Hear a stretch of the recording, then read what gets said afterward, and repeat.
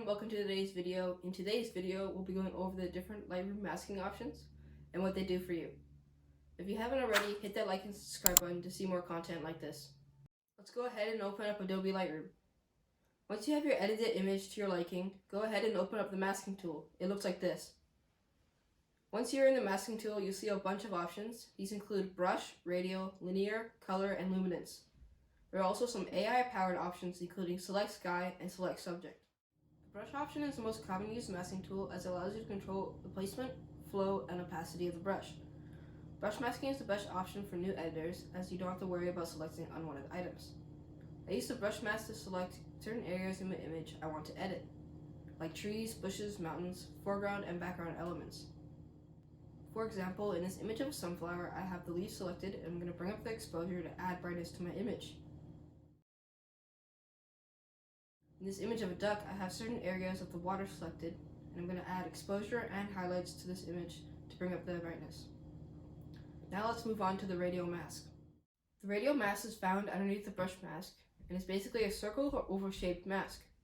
You can control the opacity and flow of this mask, causing the area affected to become smaller or bigger. The Radial Mask can be used to cover bigger areas of your image, like the sky or ground. For example, in this image, I have the sun selected, and I'm going to increase the highlights and shadows to make it brighter.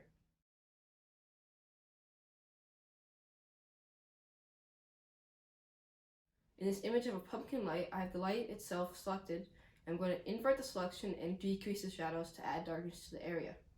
As you see, the main areas affected by the adjustment are in the outer area of the mask.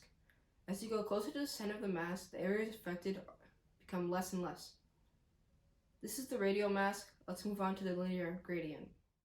The Linear Gradient is a mask that starts with the strongest adjustments at the top and the weakest at the bottom. This varies based on where you place it throughout the image. I like to use the gradient mask to brighten or darken areas of my image. For example, in this image of a goose, I'm going to select the water in the background and I'm going to add brightness to it as well as decrease the texture. Decreasing the texture allows you to add more blurriness to the image. In this image of a city landscape, I'm going to select the water and bring the brightness up. That is all you need to know about the linear mask.